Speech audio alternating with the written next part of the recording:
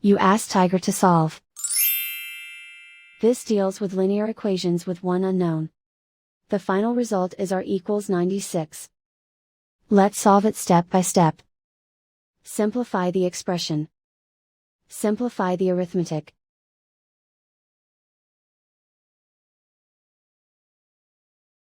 Isolate the r. Multiply both sides by 24. Group like terms. Multiply the coefficients. Simplify the fraction. Simplify the arithmetic. And so the final result is r equals 96.